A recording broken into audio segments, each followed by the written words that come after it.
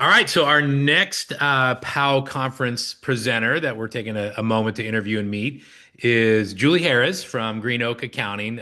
Julie is one of my emotional support professionals in this industry. I don't know if that's a thing yet, but we should come up with a designation. It should be. What I love about Julie, who operates on the accounting side, a lot of you know GreenOak, is she is the reality to a lot of people's aspirations to create this different kind of practice, right? In the end, the numbers have to meet up.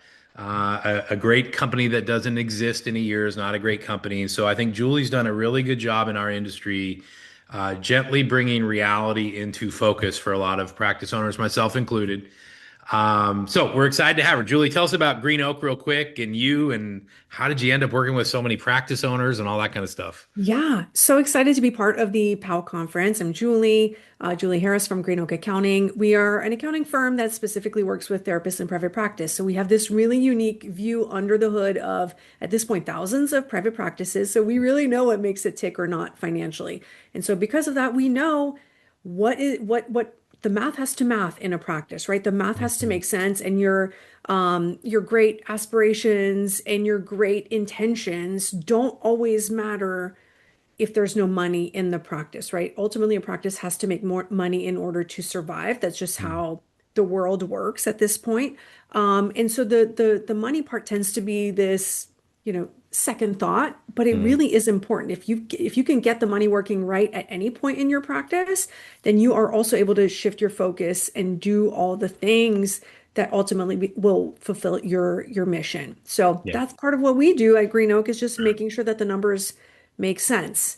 And that leads Yeah. us And to, that's it's a huge deal, right? Because I know yeah, you're seeing it. We see it in our 1F groups and our streamline groups and the peer groups we run that you have these practice owners that are working twice as hard as anybody in their practice yeah, and making less than they made when they were solo practitioners and maybe making less than some of their clinicians who are seeing yeah, 25, 30 clients a week. And it starts to feel like insanity to some of these practice owners. I'm sure that's where you run into people is how sure. did I get myself into this mess kind of thing.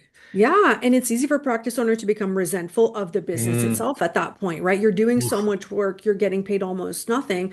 But also the thing that a lot of owners don't really think about is the bigger your team gets, the more risk is involved, really, Yeah. right? So you're increasing risk, you're not increasing your take-home pay or your reward.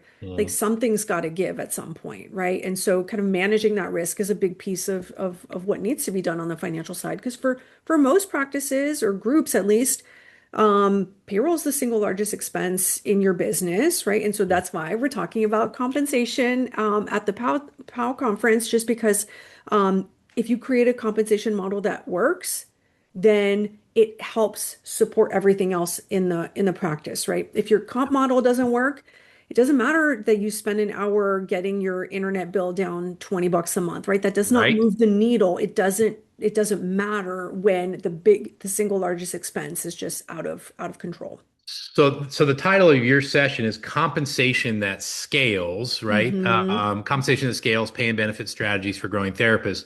So talk to me about that pinch point you see, right? A lot of us, I think when we start our practice, we bring on the first clinicians. Yeah, It's really easy to pay them 60, 70, 80% yeah, because gosh, 30% helps me pay the rent or whatever. yeah, Tell me why that doesn't work as people scale and why yeah. practice owners need to think about this from day one, what they're going to From pay. from day one.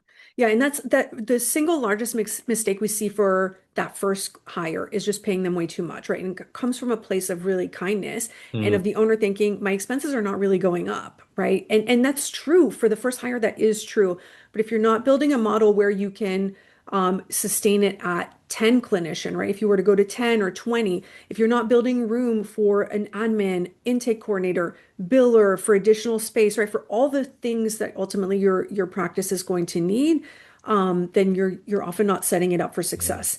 And the truth is, there's not one specific formula that's going to work across the board for everyone, right? But yeah, there are kind of some things that we often see in the early stages, right? In the 1 to 5 clinicians. And then that kind of shifts of what's normal and what's accepted, and also risk in the, maybe 5 to 10 clinicians, and then beyond that as well, of when do you add leadership? When does it make Mhm. sense to add benefits, right? On your first hire, you're probably not offering a health insurance package. But when you're hiring clinician 15, that might be just something that they Mhm. expect, right? So there's just kind of different expectations as you move through the life cycle of a practice. And we're going to go over kind of what's normal for just so you have that information. And then you can make an informed decision on what is going to make sense for your Yeah. practice. So I reassure the crowd here if there's reassurance available. I think a lot of folks when they're smaller, right? There's a lot of keeping up with Joneses in the Sure. industry, right? Well, the practice down the street's paying 70%, so I got to pay 70%. And then, the person there is already earning 70%, so I got to hire everybody at 70%. Are you seeing practice owners who deliberately pay less from the start and are still able to build practices? Or is it if you don't pay the most in your area, you're not going to hire any clinicians? Like, Yeah. is it Yeah. real? Like, can we really pay a little Yes. bit less and still survive? You really can, right? And for many years, we saw this race to the top of Mm, paying more and more and more and more, and the percentages just increasing or costs increasing, and that's not sustainable, right? So we've mm, seen also a lot of practices either need to course correct and bring that down, or just simply shut down, right? The owner mm, goes back to being a solo practice, lets the team go. So it is possible to run a practice in a financially sustainable way. It's not easy, but nothing mm. about business ownership is easy, right? And No. so it takes some really, it takes some hard truths and just knowing what the numbers are so that you can go into those conversations feeling really confident that I know this is what's ultimately best for the practice and I know this is what I can offer. And if that's not going to work for the clinician, that has to be okay, right? It's Mm. okay to let them walk away because this is not the right fit for for the business. I tell the folks that I coach, nobody stays at your practice forever, not even you. And so the goal is build a place that people stay longer, but don't try and price it in a way that people stay forever because that almost guarantees that you want to run away from it. Tell me Yeah. about raises. I won't ask you a bunch of questions today. I will save it for the workshop, but I think that's one of the other places that clinicians kind of get into this, or practice owners get into this kind of doom spiral of I've got to pay raises. Any good company or position pays raises, but we're not getting raises from insurance companies, just the opposite. How do you recommend practice owners even begin thinking about increasing compensation over time? Yeah.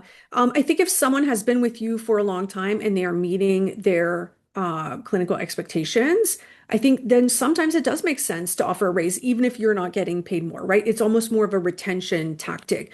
But what I'm seeing a lot of is owners who very generously want to offer raises to people who are not even meeting their Mm, expectations in the business. If you have hired someone with the expectation of 25 sessions a week and they're consistently at 19, why are we giving them more money? They're not even doing the job that you have hired them to do, right? And so we've got to get people to kind of meet their expectations mm, first and hold them accountable to that. And that's not easy, right? mm. That's one of the hard parts of leadership is that accountability piece. But that has to happen before you start throwing more money at someone Yeah. who's just not even bringing in the revenue that they're supposed to in the practice, because that Yep. means your margins are even lower. So we've got to protect the margin because 20% turns into 11, turns into 9, turns Mm. into 0 real quick. Yeah. Well, and it confounds a lot of us as group practice owners because those of us that graduated 15, 20 years ago, we came out and we were expected to see 35 clients a week Yeah. for 65 grand a year.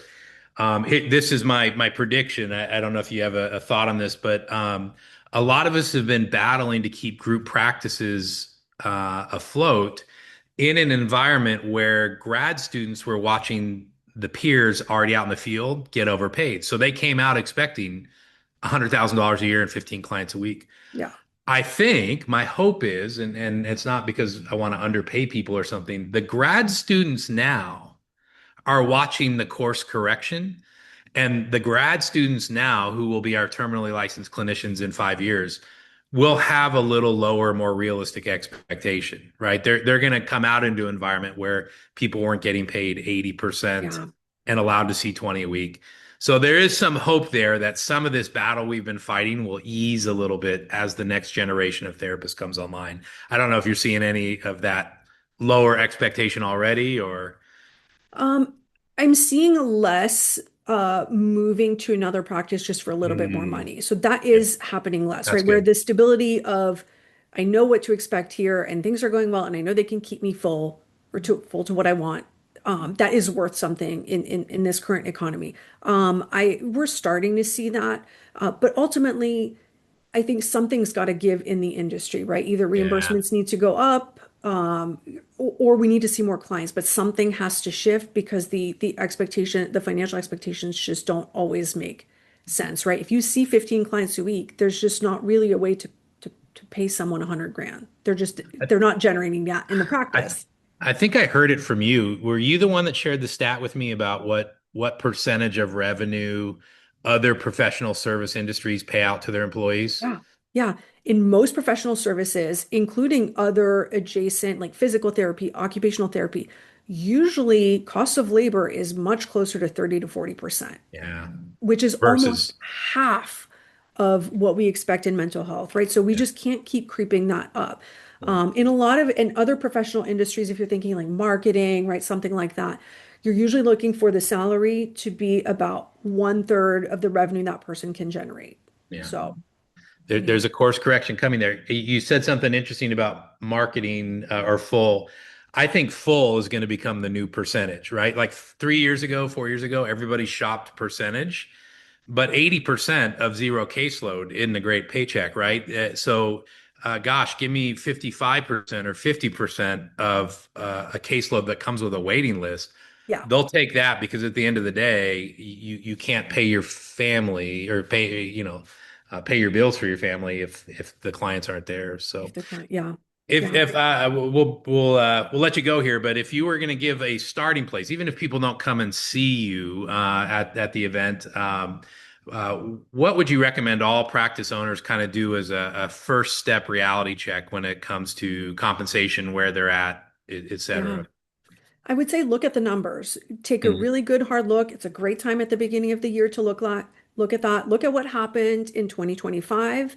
What did you pay your clinicians, right? Like look at that total compensation, that total payroll number, wages, payroll tax benefits. What was that as a percentage of your income?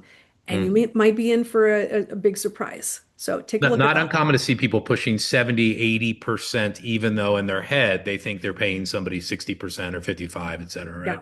Once Awesome. you add payroll taxes, admin time, benefits, right? Those Yeah. benefits, they're very generous and sometimes they're necessary from a recruiting and retention standpoint, but they do creep up the numbers really fast. Insurance premiums have been brutal for Yeah. practice owners. So we'll let you go here in a second. But in case people don't see you at the PAL conference, how can they get a hold of Julie? How can they get more Julie? By the way, I see the book on the table back there. I want to give it a plug. Yes, lots of options. I How do have they find you? two books, Profit First for Therapists and Profit First for Therapists workbook. I also have a podcast, Therapy for Your Money. I talk about all things money for private practice. That's a great way to get some resources. Mhm. And you can also find me at greenoakaccounting.com. We always offer free consultations. And there's tons of great resources on the blog as well. I love it. Well, we're really excited to have you at PAL Conference. You're one of my favorite speakers. If you guys like Julie and you've never heard Julie, we got more stuff floating around semiprivatepractice.com. You can go watch old webinars with her, things like that. She is as good as they come, in my opinion. So, by the way, before you think you need a fractional CFO or some of these things you think you need, give Julie a call. She's a great starting place. So, yay, Thanks, Julie, Ken. we're excited. We'll see you in a few weeks. See you in a few weeks.